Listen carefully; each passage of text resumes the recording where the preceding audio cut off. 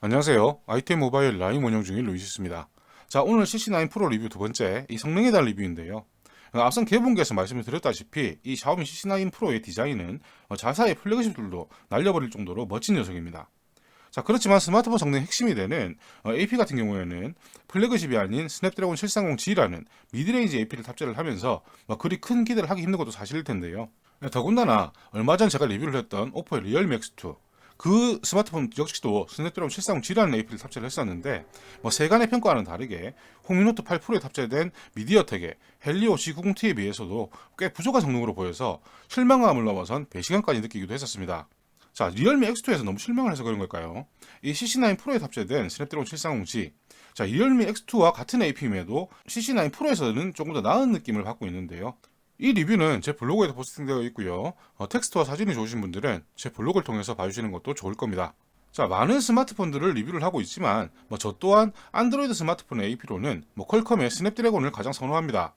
자, 그렇지만 지난 가을 등장했던 홍노트 8 프로에 탑재된 미디어텍의 헬리오 G90T, 지금까지 알고 있던 미디어텍 AP의 약점을 대부분 극복했다 판단이 될 정도로 괜찮은 느낌을 받았던 것도 사실인데요.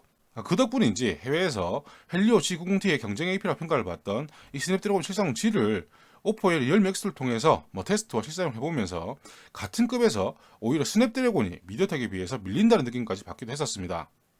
자, 그렇지만 이 샤오미 CC9 프로에 탑재된 스냅드래곤 730G, 같은 AP임에도 오포의 리얼미 X2를 통해서 경험했던 그런 성능과는 조금 다른 느낌을 주고 있는데요. 가장 먼저 이 내수용을 받고 기본적인 사용을 위해서 이렇게 여러 가지 앱들, 구글을 포함한 여러 가지 앱들을 설치를 하면서도 뭔가 이 오포의 리얼미 X2보다는 조금 더 빠릿빠릿하다는 느낌을 분명히 받을 수 있었습니다. 안투투 벤치마크 테스트로도 리얼미 X2와는 다르게 CPU 성능에서 헬리오 G90T보다 조금 더 나은 성능을 보여주는 걸로 확인이 되었고요. GPU 성능은 여전히 10% 이상 부족한 걸로 나오고 있지만 종합점수 기준으로는 거의 3만 점 가까이 벌어졌던 오포의 리얼미 X2와는 다르게 CC9 프로는 1만 점 정도의 차이로 실사용에서는 그 차이를 느끼기 힘든 수준의 성능으로 확인이 되고 있습니다.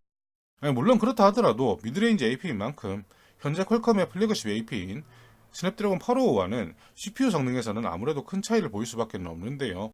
재밌는 것은 이런 수치상으로는 무척이나 멀게만 느껴지는 플래그십과의 성능 차이지만 게임을 제외한다면 실사용에서는 UFS 2.1과 결합해서 그리 큰 차이를 느끼지 못한다는 것이 바로 이 미드레인지 스마트폰의 매력이 아닐까 생각을 하고 있습니다.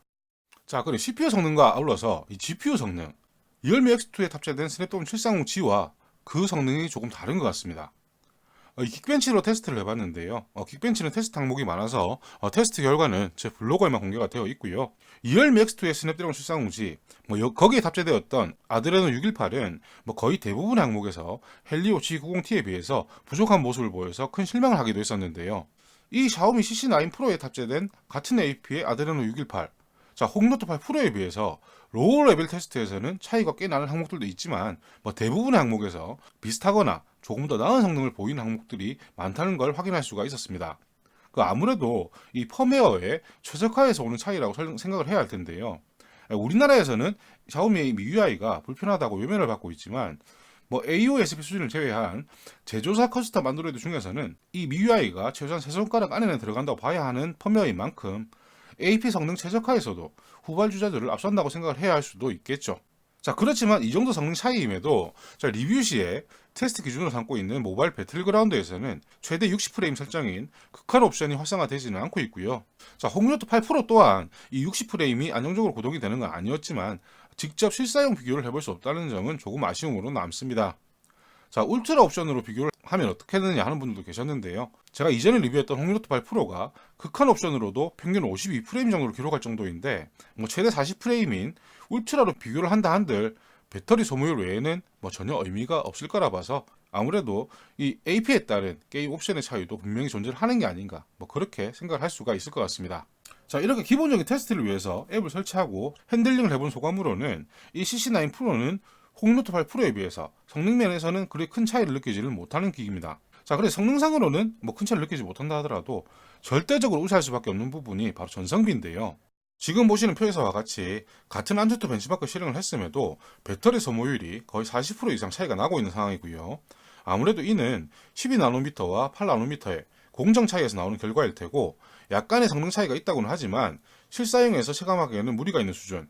그렇기 때문에 일부 게임을 제외한 나머지 실사용 경험에서는 CC9 프로가 헬리오 G90T를 탑재한 스마트폰들에 비해서 조금 낫지 않을까 그런 생각을 해볼 수도 있을 것 같습니다.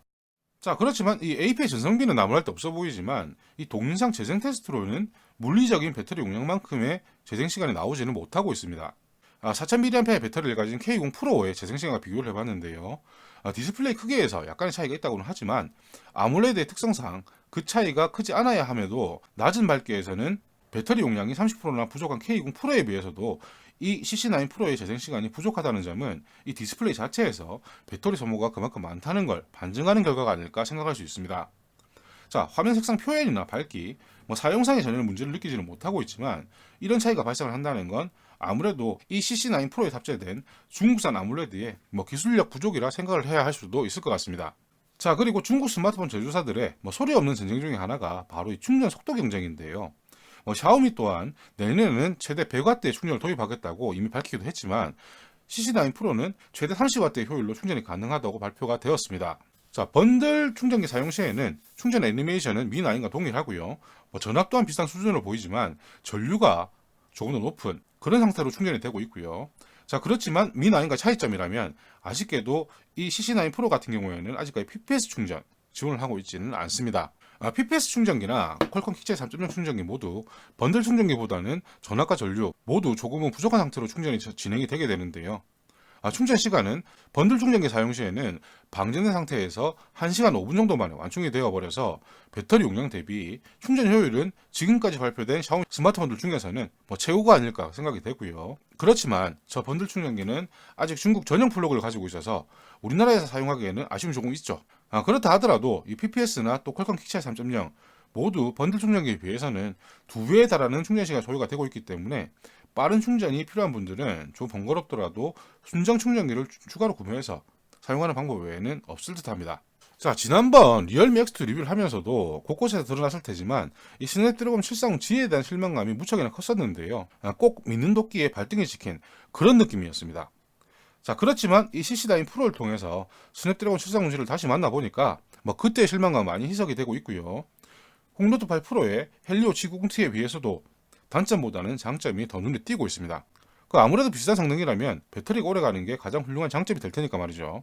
다만 걱정이 되는 부분이라면 스펙 대비 높아도 많이 높아 보이는 가격. 이 때문에 스냅드래곤 기기의 최대 장점이라는 커스텀 롬이 많이 나와줄까 그런 생각을 또 하게 되는데요.